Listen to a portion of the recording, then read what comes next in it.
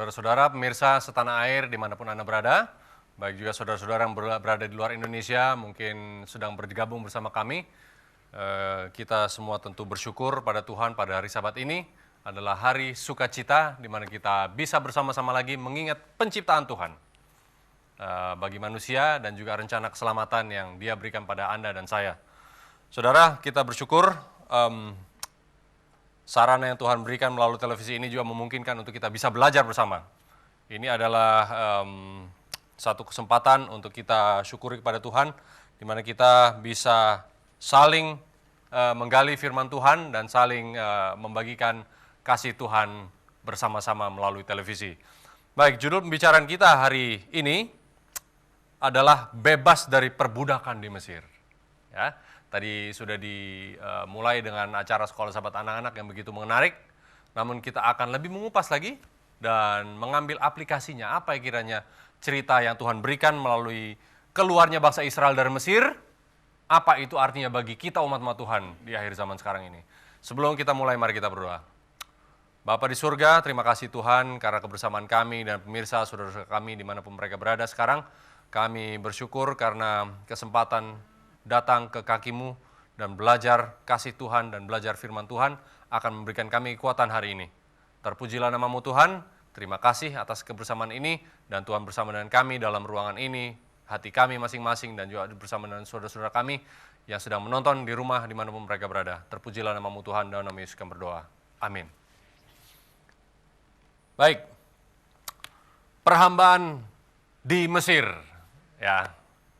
Saudara, kita tahu sejarah semua cerita-cerita di Alkitab seringkali kita tidak hiraukan. Ya. Seringkali kita saat kita sudah dewasa, saat kita sudah berumur, kita merasa mungkin nalar kita tidak bisa lagi dipuaskan oleh cerita-cerita yang kita anggap dongeng dari Alkitab, sehingga kita kurang menghiraukan cerita-cerita Alkitab tersebut dan juga membuat kita tidak lagi menggali lebih dalam lagi. Ya. Banyak kemudian kita menganggap firman Tuhan ini tidak lagi aplikatif atau mungkin tidak lagi tidak lagi relevan bagi kehidupan kita. Semua cerita itu hanyalah cerita. Semua cerita itu hanyalah dongeng. Baik dari tulisan Musa mengenai Adam dan Hawa dan sebagainya sampai cerita Yesus. Mungkin sudah ratusan kali kita, ribuan kali kita dengar. Setiap sahabat kita ke gereja, mungkin ada yang ke gereja setiap minggu, ceritanya sama saja terus. Sehingga kalau kita mendengarkan cerita itu lagi, tidak lagi membuat kita bangkit secara rohani. Namun hanya masuk keluar telinga saja. Ya. Hanya sesuatu yang tidak mungkin bisa dikatakan membuang waktu bagi orang-orang dewasa. Nah, apalagi ditambah dengan keadaan sekarang begitu banyak terjemahan Alkitab yang sebenarnya sudah bisa dikatakan mungkin melenceng. Ada yang melenceng sedikit, ada yang melenceng jauh dari makna sebenarnya. Semua terjemahan-terjemahan adalah baik, namun kalau ada kepentingan-kepentingan lain yang tidak sesuai dengan firman Tuhan, tentu kita harus berhati-hati, ya. Banyak begitu translation atau terjemahan-terjemahan, apalagi yang dikatakan dynamic translation, mungkin pikiran yang diterjemahkan, bukan kata per kata, sehingga makna literal juga sudah termakan dengan tata bahasa karena hilang dari satu bahasa dan bahasa lain, ya. Apalagi di saat kita belajar, saudara-saudara, kalau kita baca di 2 Korintus 3, ya. Di saat kita belajar menggali firman Tuhan namun tidak mendapatkan makna yang dalam. Kenapa demikian? Kita baca di 2 Korintus 3 ayat, mulai dari ayat 13. Tidak seperti Musa yang menyelubungi mukanya supaya mata orang-orang Israel jangan melihat. Nah, ini kembali lagi, ya. Melihat hilangnya cahaya yang sementara itu. Sebenarnya terjemahannya adalah tidak seperti Musa yang memberi selubung, sehingga anak-anak umat Israel tidak bisa melihat apa yang dengan cepat bisa berlalu. Kurang lebih begitu, ya. Tetapi pikiran mereka telah menjadi tumpul, sebab pada hari ini selubung itu juga masih belum diangkat. Artinya masih menyelubungi mereka. Jika mereka membaca perjanjian lama itu tanpa disingkapkan, karena hanya Kristus saja yang dapat menyingkapkannya. Ya? Ayat 15 dilanjutkan. Bahkan sampai hari ini mereka membaca kitab Musa, masih ada selubung yang menutupi hati mereka. Tetapi apabila hati seorang berbalik kepada Tuhan, maka selubung itu akan diambil daripadanya. Sebab Tuhan adalah roh, dan di mana ada roh, di situ ada kemerdekaan. Ya. Jadi saudara, kita ini seringkali sudah mendengar cerita-cerita Alkitab. Kisah-kisah di Alkitab yang sementara kita semakin beranjak dewasa, semakin kedengaran kisah-kisah itu nonsens. Kisah-kisah itu tidak aplikatif, tidak relevan dengan kehidupan kita, dengan tidak memenuhi kebutuhan kita. Sehingga kita jadi malas menggali. Siapa yang mungkin mau menggali lagi cerita mengenai Adam dan Hawa? Sudah ribuan kali didengar, dari kecil sampai besar. Tapi tanpa selubung itu diangkat, tanpa kita datang kepada Kristus, ternyata selubung itu tetap membatasi kita untuk pengenalan kepada Tuhan melalui firman-Nya. Baik,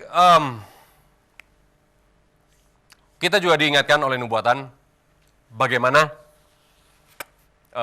Nabi Tuhan, hamba Tuhan, Ellen G. White diberikan suatu penglihatan. Ya.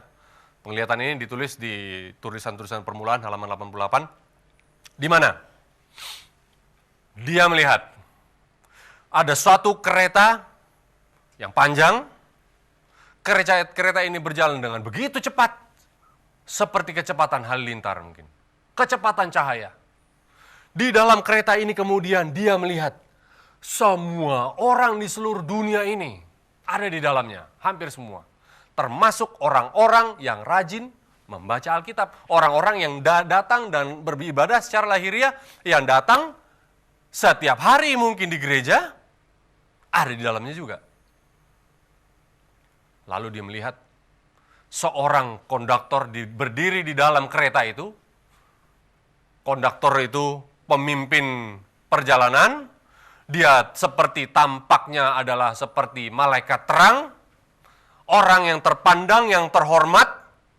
Di mana semua penumpang melihat, memandang, matanya tertuju kepada sang pemimpin perjalanan ini. Lalu malaikat Tuhan berkata kepada hamba Tuhan ini. Di saat Ellen G. White menanyakan, siapa itu memimpin perjalanan? Itu adalah iblis sendiri. Di saat iblis memimpin perjalanan suatu kereta di mana seluruh umat-umat manusia ada di dalamnya dengan kecepatan yang begitu cepat menuju kepada kebinasaan. Hampir semua orang. Ini di dalamnya juga termasuk orang-orang yang rajin menggali firman Tuhan. Tetapi masih diberikan, masih ada selaput, masih ada selubung yang menutupi mata mereka, sehingga mereka gagal melihat Kristus di dalamnya. Mereka ini, di dalam bahasanya dibilang mereka adalah bundles, ikatan-ikatan jerami yang sudah siap untuk dibinasakan, siap untuk dibakar. Jadi mereka ini dibiarkan Tuhan masuk ke dalam suatu kebingungan, suatu penipuan kalau bisa dikatakan ya, masuk ke dalam suatu ilusi atau delusion atau kebohongan sehingga mereka mempercayai apa dikatakan kebohongan dan yang benar dikatakan itu adalah salah. Ini yang sedang terjadi di dalam umat-umat Tuhan, di dalam gereja yang terakhir sekalipun.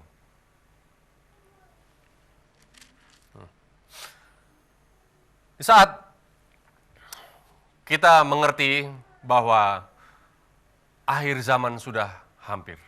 Setan bekerja lembur 2 kali lipat, 100 kali lipat lebih kuat hanya untuk supaya umat-umat Tuhan tidak siap. Apa yang membuat persiapan umat-umat Tuhan itu? Yaitu firman Tuhan ini sendiri.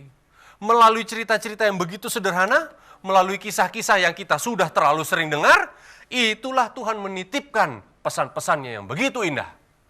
Namun kita lupa mata kita masih ditutupi oleh selubung sehingga tidak punya ketertarikan lagi untuk menggali firman Tuhan. Sehingga kita kemudian masuk dalam kereta itu menuju dengan cepat menuju pada kebinasaan. Nah, kita mau kembali membahas apa yang tadi sudah dibahas di sekolah Sabat, anak-anak, mengenai bagaimana keluarnya umat-umat Israel dari perhambaan Mesir. Kita tahu siapa memimpin ini? Musa, ya. Nah, Musa ini membebaskan umat-umat Israel yang sudah ditawan 430 tahun lamanya. Ya. Nah, kita kembali coba menggali tadi.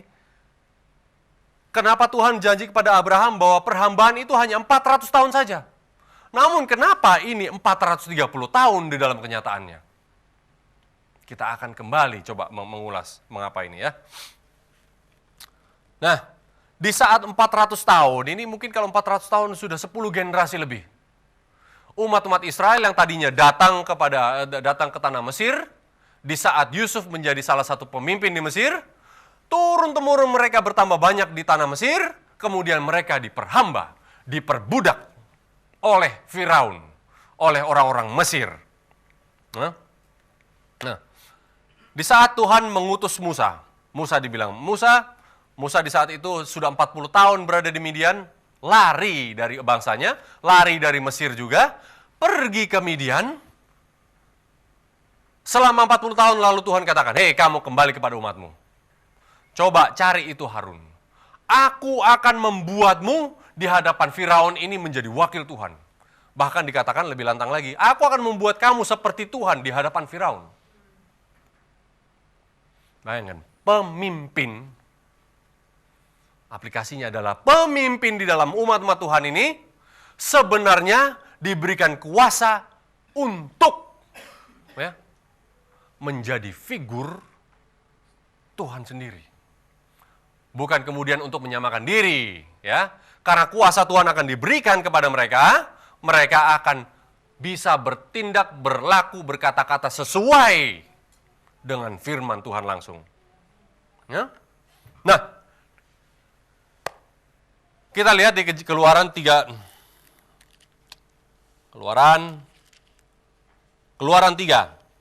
ayat 13 ya. Karena sudah begitu lamanya mereka berada di dalam perhambaan Mesir, sudah 400 tahun, 430 tahun, mereka ini di saat masih di Mesir sudah lupa siapa Tuhan mereka, siapa itu Yahweh, Jehovah itu siapa, mereka lupa. Sampai di saat Tuhan mengatakan pada Musa, katakan kepada mereka bahwa akulah aku, I am who I am. Ini secara gramatikal ini mungkin berarti akulah ya aku itu.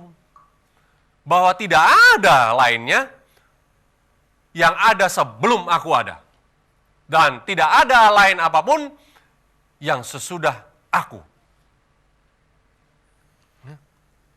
Tuhan ini menyatakan kuasanya kepada Abraham, Ishak, dan Yakub. Dan ratusan tahun kemudian dia mau menyatakan kembali kepada umat-umatnya yang sudah lupa. Lalu Musa mengatakan pada Tuhan. Saat Tuhan panggil pada Musa, Musa bilang, Tuhan, saya tidak punya kemampuan. Saya tidak bisa berbicara sehingga saya tidak mungkin memimpin umat-umat Israel ini. Apa yang ingin saya katakan kepada mereka sehingga mereka mau menurut saya? Apalagi siapa saya ini mau melawan Firaun? Firaun adalah orang yang penuh kuasa. Bangsa Mesir adalah bangsa yang paling beradab di saat itu. Sehingga semua orang takut. Dan di saat perhambaan Mesir ini, keadaan orang-orang Israel begitu takut dengan mereka. Sehingga Musa juga otomatis, Musa melihat, waduh, tidak mungkin saya bisa berbicara kepada kepada Firaun untuk mencoba membebaskan umat-umat Israel keluar dari Mesir. Tidak mungkin Tuhan. Apa kuasa saya? Lalu Tuhan, ya kita tahu ceritanya, bahwa Tuhan bilang begini, saya kasih kamu 2 mujizat. Mujizat ini kau bisa buat, ini cukup sebenarnya untuk membuka mata hati Firaun, supaya percaya bahwa akulah Tuhan. Ambil tuh tongkat Musa, lemparkan ke tanah. Saat dilemparkan, tongkat itu menjadi ular. tangkap lagi itu ular di ekornya. Lalu jadi tongkat lagi. Musa juga kaget. Musa takjub. Lalu mungkin kurang, satu lagi. Masukkan tanganmu ke dalam jubahmu. Saat dikeluarkan, putih seperti salju. Saya tidak tahu seperti apa ya, cuma karena kusta. Di saat Musa kaget, masukkan kembali tangan itu ke dalam bajumu. Di saat keluar lagi sudah menjadi tahir, sudah menjadi bersih. Nah, semestinya juga Musa sudah mulai percaya diri, inilah Tuhan pencipta semesta alam yang kita sembah. Saya mulai beranikan diri. Di saat dia datang kepada Firaun. Nah, di saat dia datang kepada Firaun. Kita baca di Keluaran 5 ayat 1. Ya. Musa datang kepada Firaun, bilang, "Hei Firaun." Saudara perhatikan ya, ini cerita sudah sering kita dengarkan, namun mungkin ada sesuatu yang baru kita bisa gali hari ini. Beginilah firman Tuhan, biarkanlah umatku pergi untuk mengadakan perayaan bagiku di padang gurun. Hei Firaun, umat-umat ini, Tuhan mereka sudah datang kepada saya untuk mengatakan padamu, untuk izinkan mereka pergi dari sini. Dikatakan menurut sejarah dan menurut Alkitab di sini ada 600.000 manusia Israel. Laki-laki saja. Mungkin ditambah perempuannya bisa 1,2 juta. Belum tambah anak-anak. Lalu Firaun katakan, tidak mungkin. Tidak mungkin. Siapa Tuhan Israel itu sehingga saya harus mendengarkan, sehingga saya harus menuruti perintahnya? Tidak. Lalu apa yang dikatakan? Musa, oh kalau begitu baiklah. Tidak lama kemudian, Firaun, di mana umat-umat Israel itu menjadi budak, sudah berat kerjanya, ya, sudah berat kerjanya, ditambah lagi beban pekerjaan kepada mereka. Hanya karena mereka begini. Mungkin pekerjaan mereka kurang berat sehingga mereka mau pergi jalan-jalan cari Tuhannya untuk beribadah. Nah saudara, kalau kita menarik satu aplikasi di sini ya, kita menarik cerita ini. Inilah yang terjadi kepada umat-umat manusia di saat ingin bertobat, ingin keluar dari perhambaan dosa. Apa yang dikatakan setan? Saya akan beri lagi kuasa saya untuk mempengaruhi orang tersebut supaya dia jangan bebas dari perhambaan dosa ini. Umat-umat Israel, pekerjaan mereka, salah satu yang menjadi porsi besar pekerjaan mereka adalah membuat, ya mungkin kalau ditarik sejarah mereka lah yang membangun itu piramid-piramid, ya saya nggak tahu. Tapi mereka membuat batu bata yang besar-besar dari jerami-jerami. Ya ini masih dilakukan di beberapa tempat di Indonesia juga ya. Membuat batu bata dari serabut-serabut jerami. Supaya kuat ikatannya. Dicampur dengan batu, tanah liat, dan tanah kapur dan sebagainya. Nah orang-orang Israel membuat batu-batu tersebut, namun sebelumnya orang-orang Mesirlah yang diutus oleh Firaun mengumpulkan jerami-jerami. Ya. Orang-orang Mesir kumpulkan jerami-jerami, bawa kepada budak-budak orang Israel, buatlah batu-batu bata. Namun karena Musa datang pada kali itu, bilang, Firaun bebaskan umat-umat ini. Karena ini adalah umat Tuhan, ini adalah umat-umat, anak-anak sulung Tuhan. Kalau kamu tidak memberikan mereka kelepasan, Tuhan katakan, aku akan membinasakan anak-anak sulungmu. Tapi Firaun tidak percaya. Malah dia berikan beban berat, sekarang umat-umat Israel, sudah, jangan umat-umat orang-orang Mesir lagi kumpulkan jerami, sekarang umat-umat Israel juga kumpulkan jerami dan buat itu batu bata. Lalu jadi pekerjaannya jadi double. Ditambah berat. Perbudakan ini semakin sukar ditinggalkan. Ya. Nah. Ini kalau kita lihat di saat ini yang terjadi pada manusia. Di saat kita mau datang pada Tuhan saja, setan dengar, setan melihat upaya kita, dia juga tahu kerinduan kita.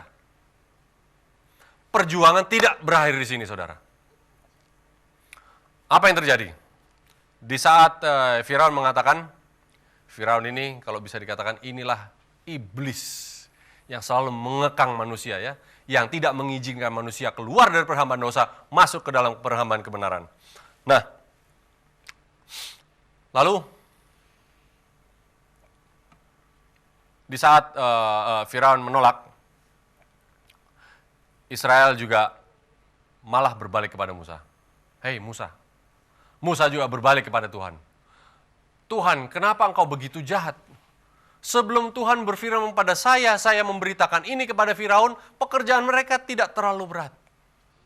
Di saat engkau Tuhan datang berfirman kepadaku dan aku datangi itu Firaun, pekerjaan mereka menjadi tambah sukar. Mereka diperbudak tambah berat oleh mereka. Mereka makin ditindas, mereka makin diinjak, makin diperhamba oleh Mesir. Lalu jawab Tuhan, apa? Biarlah engkau melihat apa yang akan kubuat kepada Firaun. Karena dia akan dengan sendirinya sekuat tenaganya sendiri untuk mengusir umat-umat Tuhan dari Israel. Jadi Tuhan ini dengan sengaja membiarkan perhambaan dosa itu menjadi full blown. Bagaimana itu bahasanya? Menjadi penuh pemberontakan dosa itu. Tuhan dengan sengaja membiarkan supaya manusia ini muak dengan dosa. Ini juga terjadi kepada saya, ya. Terjadi kepada banyak manusia. Tuhan sendiri membiarkan anak yang hilang itu dibiarkan sebegitu jauhnya lari daripada bapaknya. Sampai di satu titik dia makan makanannya babi bersama babi-babi. Karena di titik itulah Tuhan sesungguhnya ingin supaya kita muak dengan dosa. Luar biasa. Tuhan bukan meninggalkan Anda dan saya. Di saat kita begitu diperhamba oleh dosa, Tuhan sesungguhnya sangat mengasihi kita. Dia ingin supaya satu hari kelak kita muak dengan dosa dan kembali kepadanya. Lalu Israel tetap mengeluh kepada Tuhan. Ya. Tuhan, kenapa Tuhan begitu jahat? Itu kita lihat tadi di Keluaran 6. Ayat 2 dan ayat 6 ya, bahwa Tuhan dengan sengaja melakukan hal ini. Nah, kalau dilihat dari sejarah, masih ada ternyata orang-orang Israel yang setia kepada Tuhan, walaupun sudah bergenerasi-generasi tidak lagi kenal Tuhan ya. Tetapi mereka bersungut, karena mereka melihat, umat-umat Israel ini melihat, mata mereka melihat, kami mempunyai Tuhan pencipta alam semesta. Tuhan kami adalah Tuhan yang paling dahsyat, mengalahkan semua ilah-ilah orang Mesir itu. Tidak ada apa-apanya mereka. Tapi kenapa kami yang ditindas? Kenapa orang-orang yang menyembah berhala itu posisi mereka yang enak? Posisi mereka yang nyaman.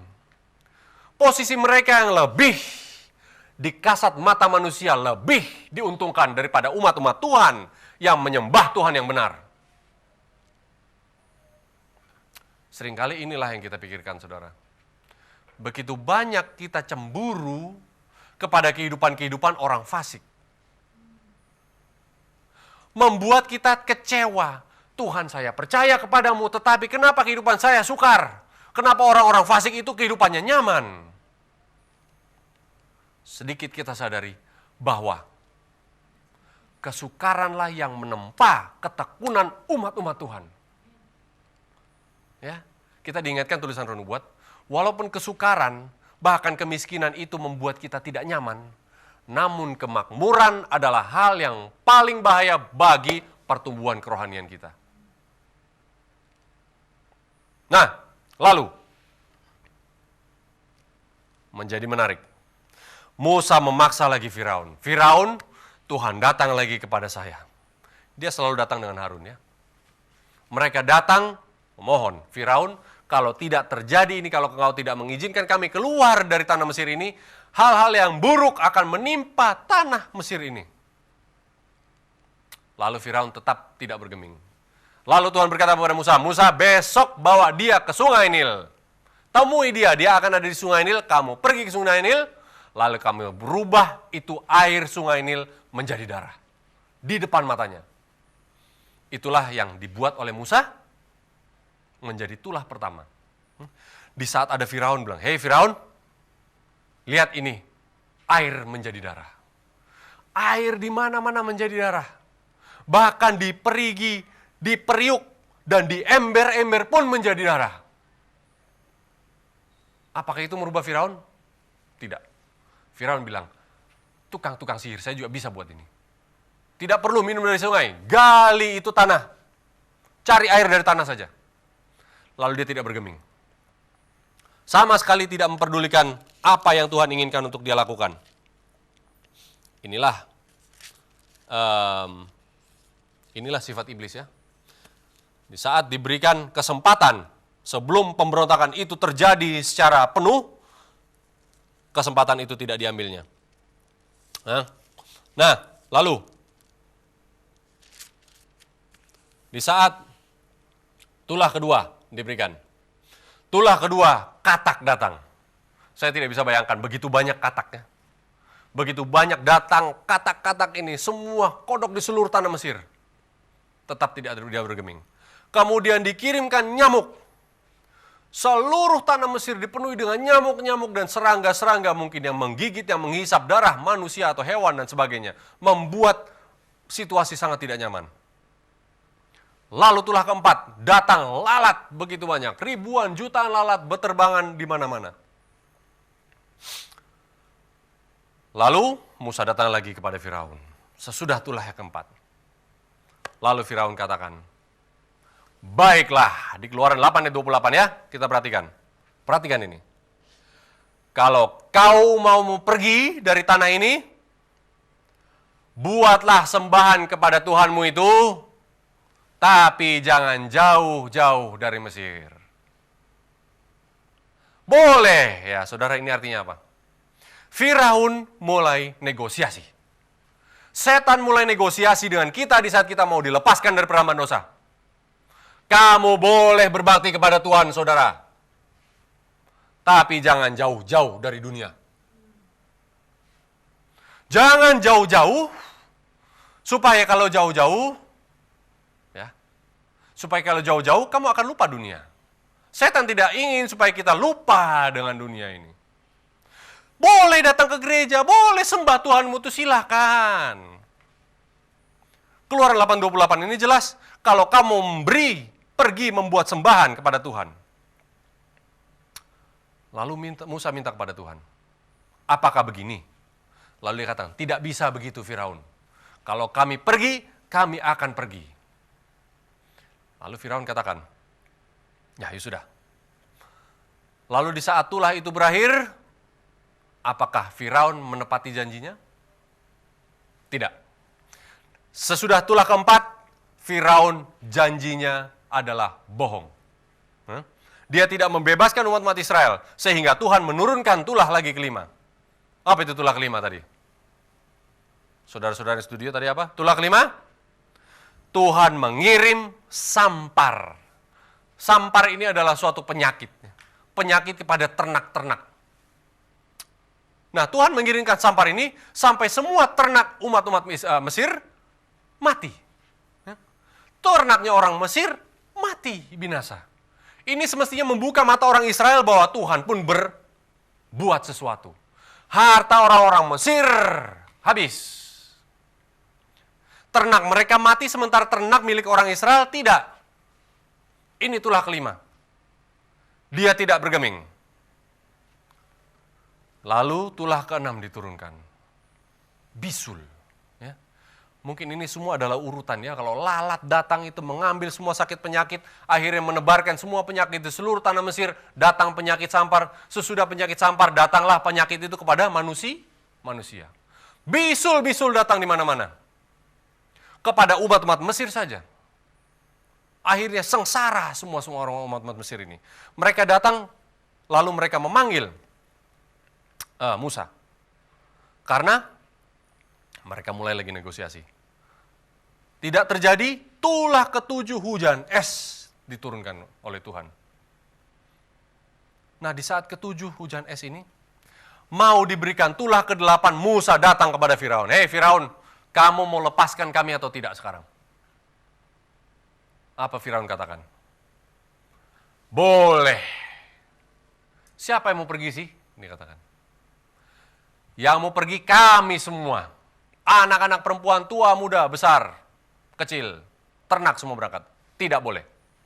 Kamu boleh pergi, perhatikan ya. Kamu boleh pergi, tetapi laki-laki saja. Perempuan tidak, anak-anak tidak, harta benda tidak, ternak tidak. Apa artinya kira-kira saudara?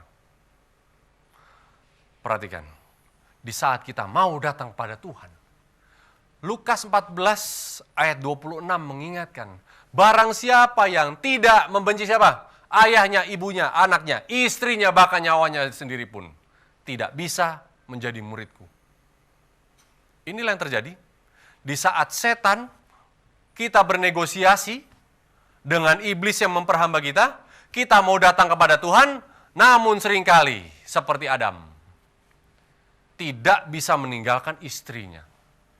Lebih mengasihi istrinya, lebih mencintai istrinya yang Tuhan berikan, daripada kepada Tuhan sendiri. Jadi setan tahu, kamu pergi silakan, istrimu jangan dulu. Renubuat sering kali mengatakan, saudara, kalau mau menjatuhkan satu keluarga, siapa dulu yang dijatuhkan? Istri dulu. Istri ini ilahnya lebih banyak daripada suami-suami. Di saat kita mau mencari Tuhan, mungkin lebih banyak berhalanya perempuan daripada laki-laki. Ini sudah sering terbukti. Tidak ada ayat Alkitab mengatakan, tetapi sudah sering terjadi. Kita lihat dari ceritanya Alkitab, ya, seperti istri Lot dan sebagainya.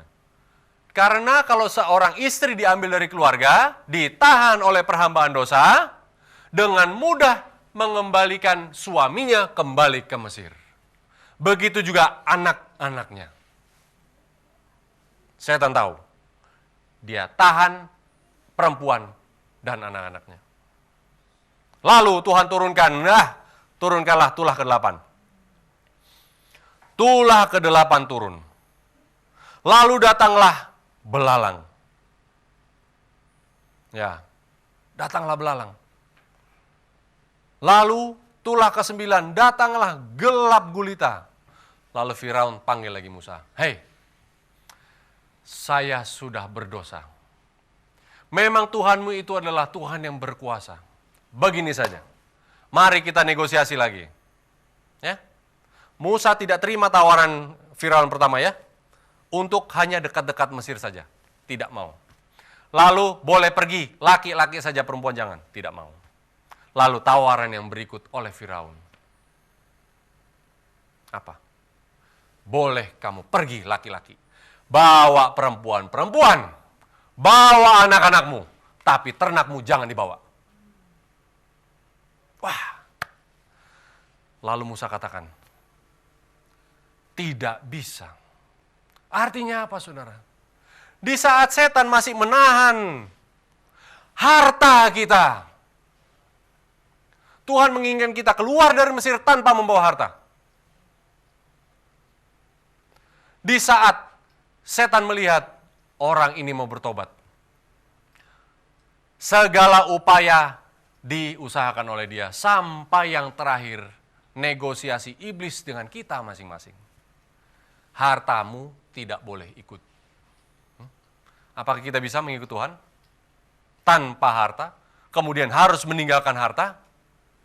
Jadi ujian yang ketiga ini membukakan mata kita bahwa ya, harta kita di saat kita mengikut Tuhan, kita harus serahkan semuanya kepada Tuhan. Harta kita harus keluar dari Mesir. Artinya apa? Keluar dari penggunaan harta kita, segala kepemilikan kita ini untuk kepentingan Mesir.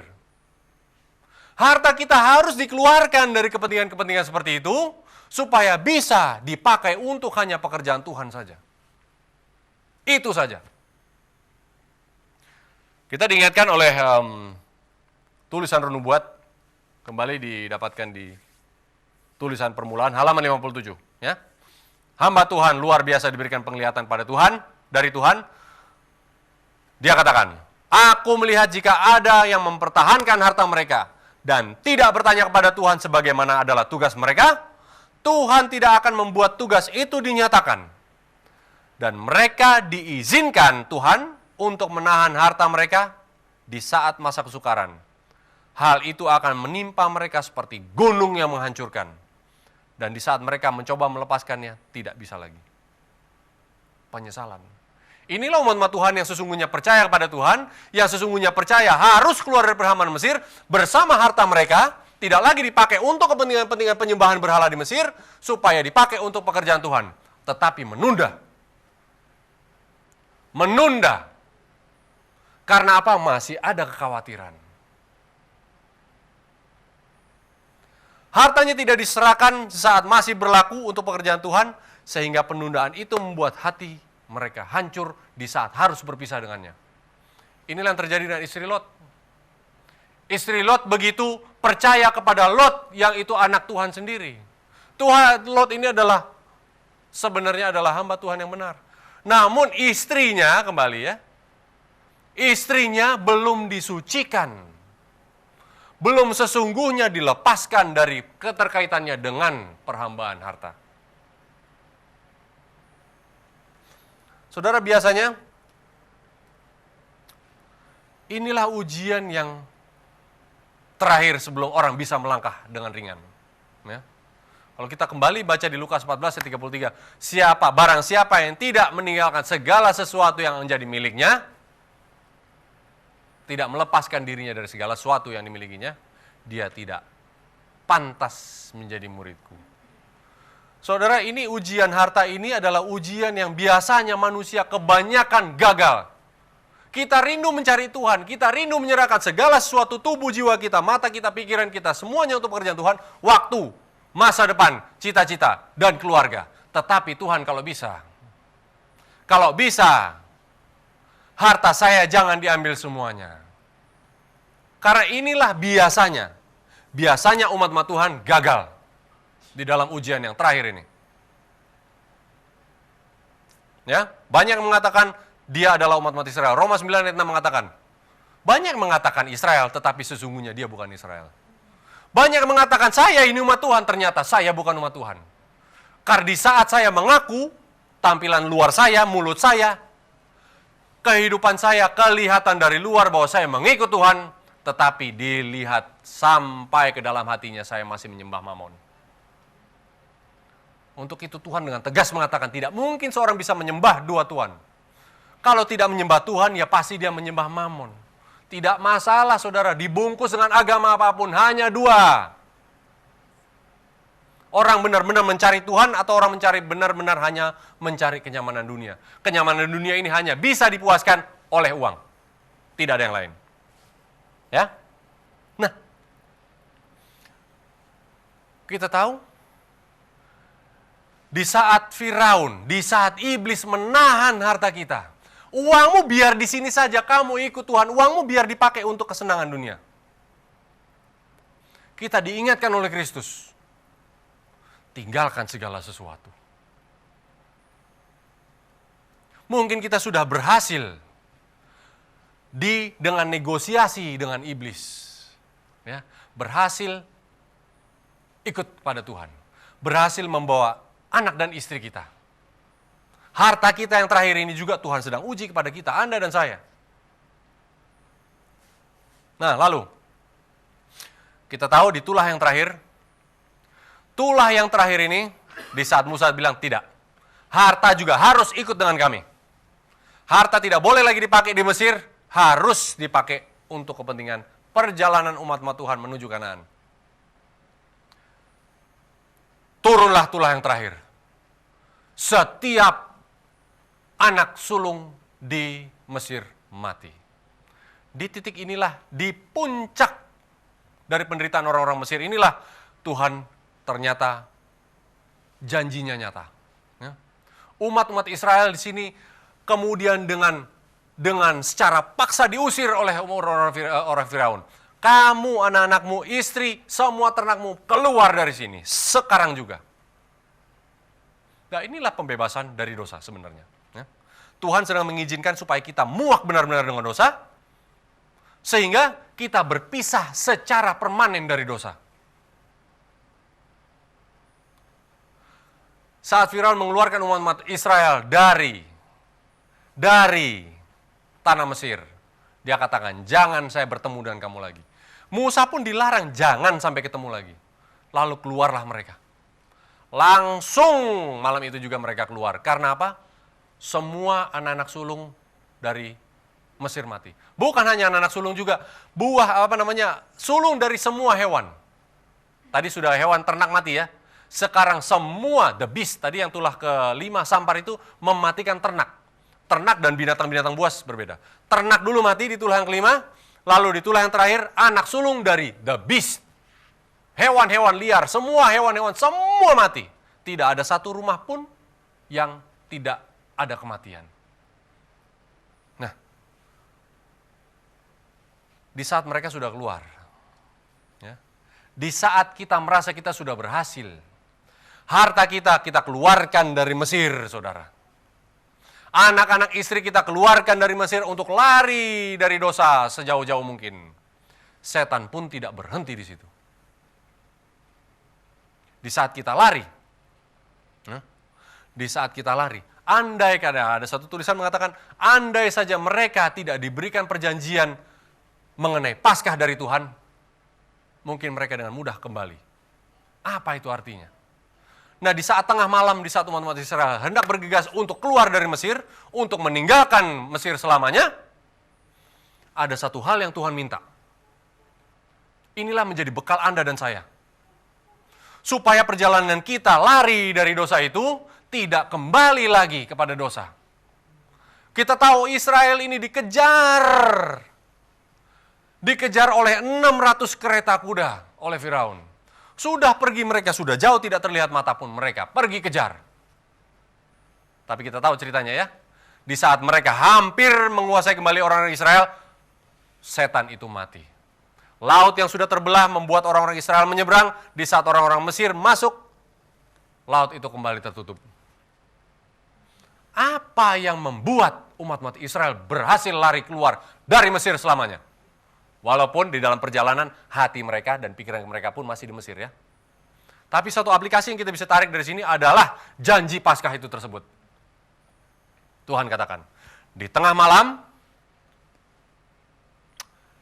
malam sebelum kamu bergegas pergi dan kamu akan diusir oleh Firaun itu sendiri, apa yang harus kamu buat? Sembelih seekor domba yang sempurna. Palangkan darahnya di pintu. Kamu makan dagingnya cepat-cepat dengan pasangkan ikat pinggang, pakaikan kasutmu, dan pegang tongkatmu. Karena di saat itu kita akan langsung segera pergi. Apa kira-kira aplikasi di kita? Inilah bekal untuk kita bawa pergi di saat kita mau meninggalkan dosa, saudara. Di Efesus 6.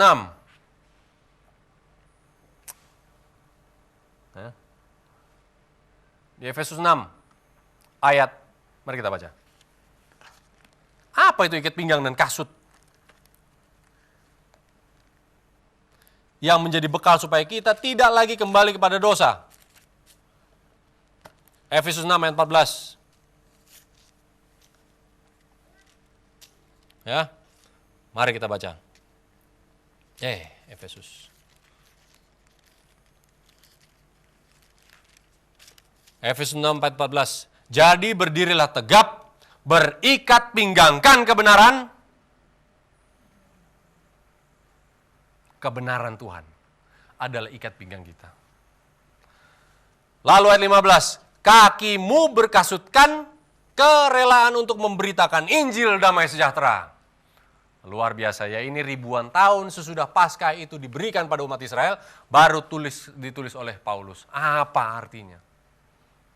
Bagi kita inilah artinya, saudara. Tidak mungkin kita bisa lepas dari perhambaan dosa. Tidak mungkin umat Israel bisa lepas sepenuhnya dari perhambaan Mesir, kecuali mereka memakaikan ikat pinggang kebenaran, memakaikan kasut, yaitu kerelaan memberitakan Injil kebenaran. Wow.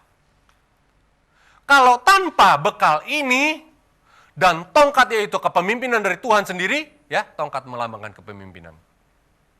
Tidak bisa kita sepenuhnya lepas dari Mesir. Tanpa kebenaran ini, saudara, kita tahu kebenaran Tuhan bukan kebenaran kita. Bukan upaya kita, kebenaran kita adalah kain lusuh. Kebenaran Kristus saja, yaitu domba yang tersembelih, kebenaran yang penuh dengan pengorbanan dari Dia, memberikan kita inspirasi. Sehingga mata kita tertuju kepada salib, hidup kita dirubahkan karena kita diberikan pakaian kebenaran oleh Kristus sendiri. Pakaian diberikan lalu diikatkan. Supaya kita bisa lari dari Mesir. Tidak itu saja, kasut kita harus beralaskan kerelaan memberitakan Injil. Artinya memberitakan Injil harus menjadi suatu yang otomatis. Memberitakan Injil harus menjadi hidup kita mendarah daging. Tidak bisa seorang dikatakan, apakah dia pemberita Injil? Tidak perlu lagi ditanya. Karena semua aspek dari kehidupannya sudah jelas menyatakan bahwa umat yang sudah ditebus keluar dari perhambaan dosa adalah umat yang selalu senantiasa memberitakan Injil. Tidak bisa. Setiap detik dari kehidupannya tidak dibuang kecuali untuk memuliakan nama Tuhan. Setiap rupiah yang dikeluarkan bukan untuk memuliakan diri atau untuk digunakan untuk kepentingan-kepentingan di Mesir. Tetapi untuk memuliakan Tuhan. Masa depannya, setiap kata-kata yang keluar dari mulutnya tidak ada yang lain kecuali memuji membesarkan nama Tuhan. Memberitakan Injil, rela.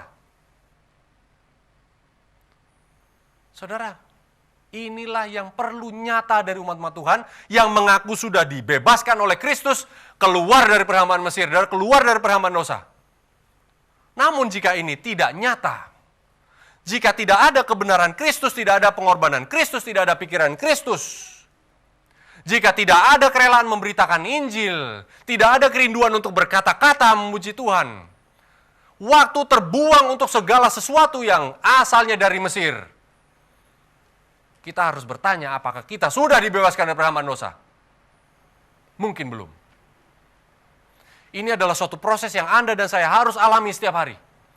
Kita tidak keluar dari Mesir selangkah langsung jauh.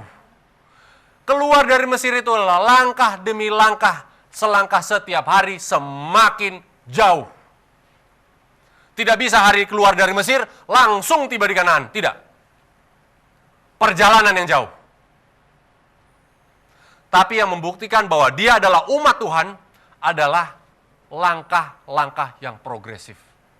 Seorang yang menyatakan bahwa dia sudah ditebus, dia berikan kebenaran Tuhan, langkah-langkahnya itu nyata. Tidak langsung seorang menjadi suci, tidak langsung seorang menjadi kudus, tetapi setiap hari dia bertumbuh di dalam kasih Kristus.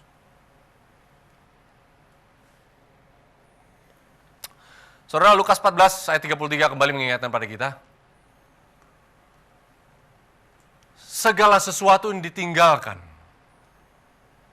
Ya, ceritanya Lukas 31 sampai 33 bercerita. Ada seorang raja manakah mau berperang dengan raja yang lain? Dia dengan 10.000 bisa melawan 20.000. Kalau dia bodoh, ya kan? Dia akan perang dengan 10.000 dan 20.000. Tetapi lebih baik dia kirim utusan untuk pergi ke raja itu, minta damai aja lah. Karena tidak mungkin kamu bisa menang. Nah, inilah yang terjadi. Tuhan sudah menghitung segala kalkulasi, segala resiko. Di saat dia menciptakan manusia, di dalam rencana keselamatan yang begitu besar, Tuhan sudah menghitung segalanya. Perhitungan ini sudah matang sehingga kita manusia tidak perlu lagi hitung-hitung.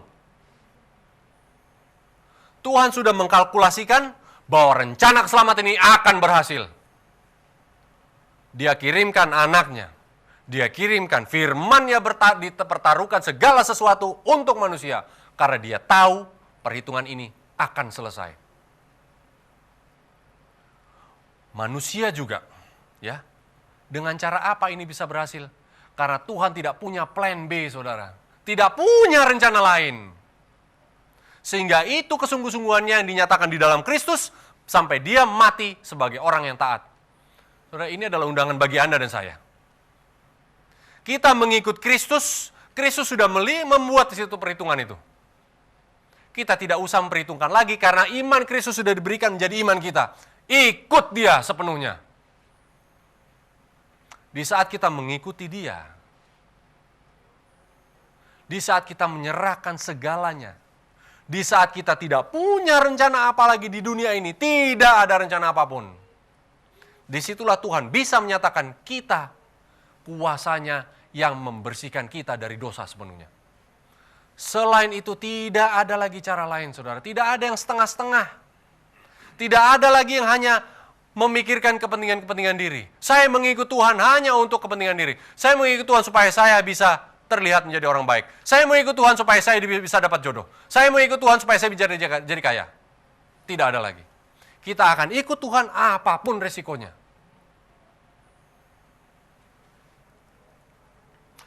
Saudara, hal ini tentu tidak akan bisa berhasil kecuali satu.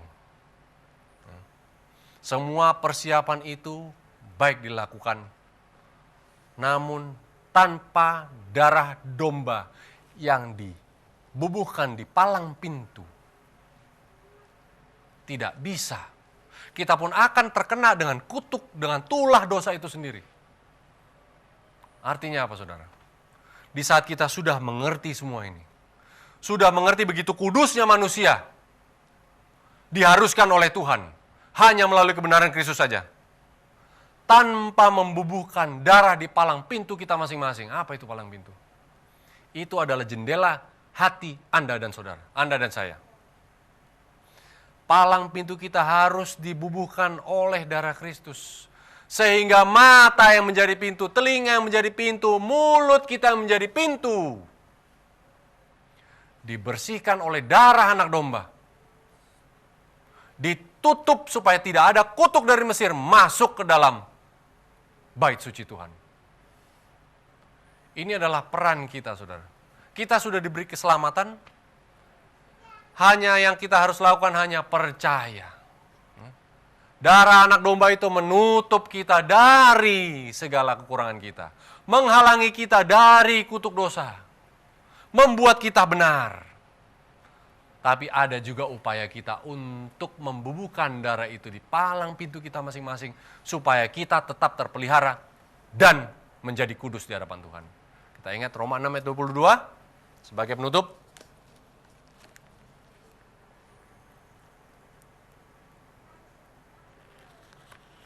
Mari kita baca Roma 6 ayat 22. Bagaimana caranya mencapai keselamatan itu?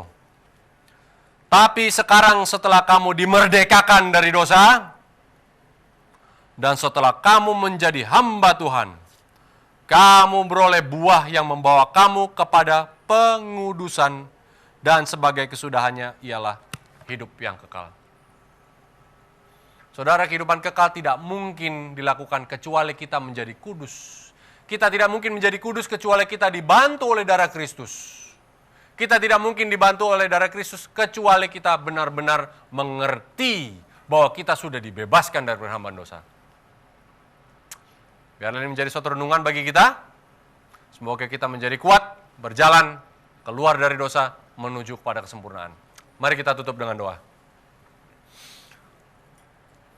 Bapa di surga, terima kasih Tuhan sudah bersama dengan kami.